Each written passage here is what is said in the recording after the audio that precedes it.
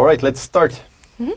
So, could you tell me your full name, please? Hello, my name is Kim, but I prefer called by Kimberly. My English name, yeah. Okay. And are you working or are you a student? I'm a student right now. I'm in Gyeonggi University in Department of Tourism and Tourism and Event Management. Yeah. And do you like your major? I do like my major. It's very interesting. We learn about international conferences and tourism, basically. But my favorite part would be branding and marketing, which is like super interesting. Okay. Now we're going to talk about morning time. Okay. So, do you like getting up early in the morning? Oh, I am 100% for sure morning person. I would get up at around 7 so that I can do my morning routine, like yoga, writing journals. So yeah, I'm definitely a morning person. And what did you do in the morning when you were younger? When I was younger, actually, when I was young, I wasn't a morning person. I would always tell my mom like 10 more minutes, please, and just lie in bed. So as a kid, I didn't really enjoy morning. Yeah. Okay. And do you spend your mornings doing the same things on both weekends and weekdays? I try to do that. I am so into routines. I always like to do the same thing over and over again, which for some people might sound a little bit boring, but for me it's just a way to start my day. So yes, I would definitely keep the routine. Okay. And do you think it's important to eat breakfast in the morning? So I used to think that it's very important to eat breakfast to gain the energy for, the day to get started. But to be honest, right now I don't really eat breakfast. I would just drink coffee. It's so much easier, and I feel like I want to spend more time on doing something else than eating breakfast, which is kind of, I don't know, but yeah, I feel that way. Indeed. All right, now we're going to talk about sports programs. Okay. So, do you like watching sports programs on TV? Yes and no. It depends on what sports program it is. For example, I am really into volleyball, especially like Korean women volleyball. So I would definitely watch that. But except for that, no, not really. So it depends on the programs. Yep. And do you like to watch live sports games? If it's like Olympic, like a big sports event, I would definitely watch, since I'm also studying event. So it's also like studying, but also watching something fun. But if it's not like a big event, I wouldn't watch. Yeah. Okay. And who do you like to watch sports games with? My friends or my family. I don't think it really depends like who I'm watching. Actually it depends. I like to watch it with people who likes the sports, so we can cheer for the same team. Maybe we can argue. I think that way it's even more fun. Yep. And what kind of games do you expect to watch in the future? In the future, I am not sure about that question, but yeah, I would again go for the volleyball, since I'm really into it. And yeah, volleyball, I'll say. Yeah. Okay. And when you were a child, did you used to play sports? Yes, a lot. So during middle school, I was in international school in China. We had a lot of afternoon like activities. So I would play soccer, volleyball, basketball, track. I did a lot of sports. Yeah. Okay. All right, that will do for part one. Okay. So we'll go on to the second part now. Your question. This is the one. Okay. There you go. There's a pencil for you. Thank you. Thank you. All right, so I'll give you 1 minute to take some notes. You can begin. That's 1 minute. Okay. All right. So yeah, the part 2 question is describe a place in your country or part of your country that you would like to recommend to visitors. Yep. I would recommend Haeundae, which is located in Busan. Haeundae is basically a beach. It's an area where you have so many things to do. For example, there would be swimming, surfing, beach ball, and there's a lot of like cute decorated cafes around. So it's very good for both people who likes to go into the water or don't. It's located in Busan for sure, but I'm not so good at geography, so I can't really say like which location it is, but it's somewhere in Busan. You can search up on Google Maps. And I would really recommend this place since it's my hometown, first of all, so I really love Busan. And also it's super touristic place. You get to meet a lot of new people, you get to hang out. It's also a great place to hang out with your friends and family. And I have a lot of memories in Haeundae, so I just have this good feeling that if you go to Haeundae, you'll have so much fun, make so much good new memories, and so on. So yeah, Haeundae is definitely a place I would recommend for the visitors. And also, I actually recommend it to my friends, which I met back in Germany. They actually knew about Haeundae since the Train to Busan, the movie, is super famous. So they were like, oh, I'm so into going there. And yeah, so Haeundae would be a great place for visiting. Yes. All right. Perfect. Okay, so we'll go on to part 3 of the test now. Okay. All right. So, first question. Is it important to take photos when traveling?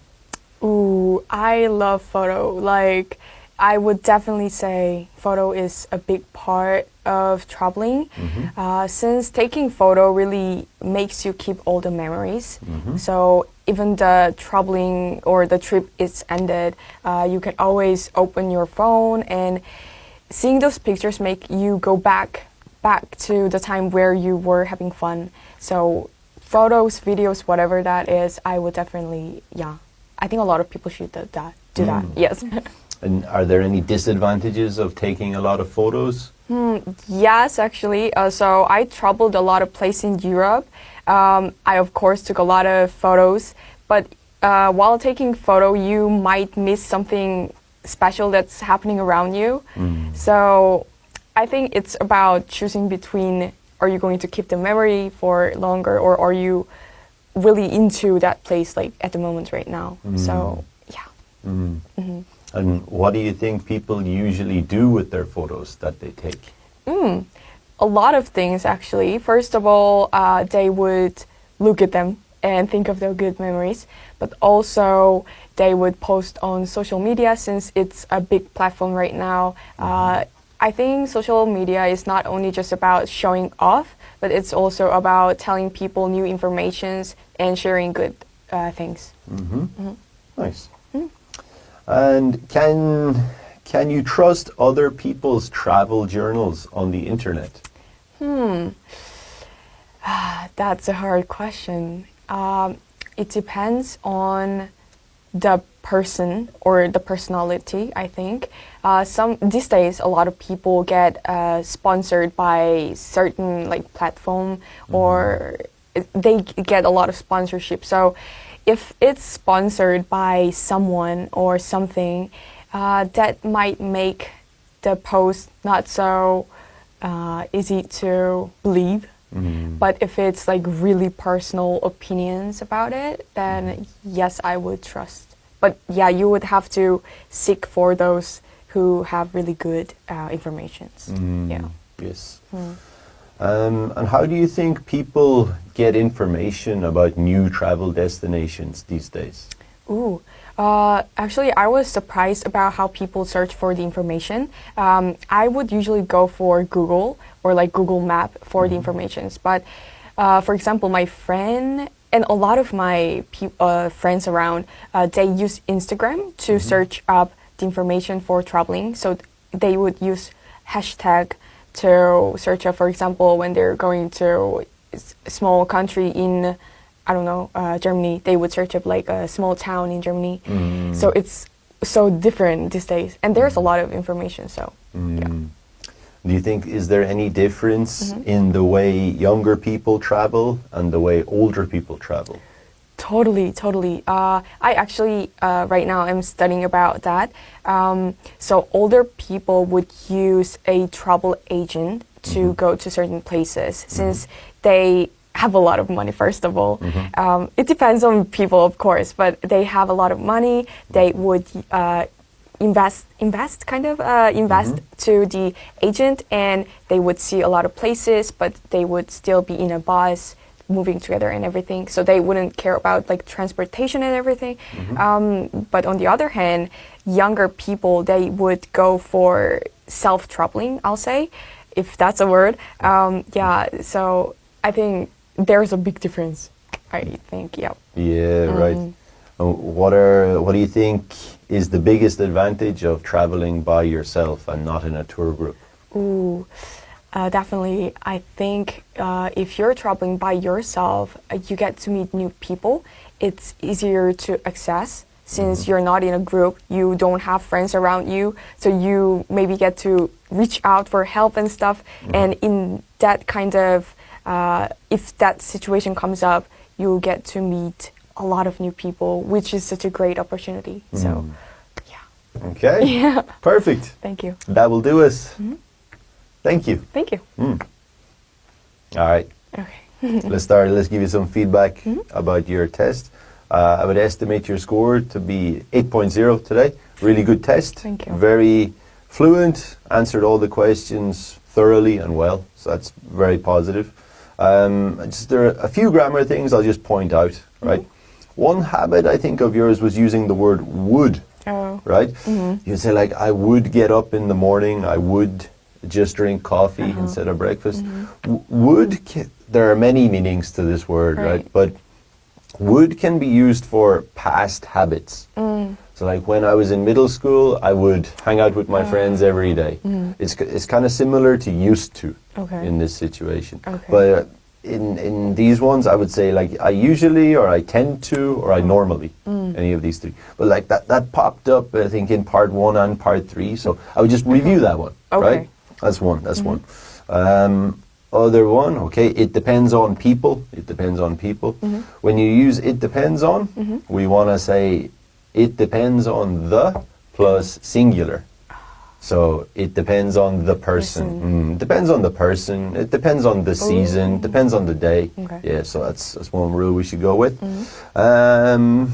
Okay, I asked you, who did you like to watch sports with? And you said, I don't think it depends who I watch sports with. A better word there would be matters. Matters. I don't think it matters. I don't think it matters. Or it matters who I watch the sports with. What else? What else have we got?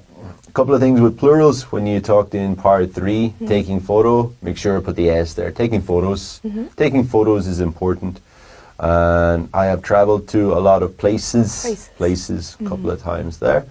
One other thing with plural, right? New informations. So information is a uncountable noun. So yeah, new information. You can say like piece of information, but information itself is uncountable. One other one, right? Seek for. Okay, look for.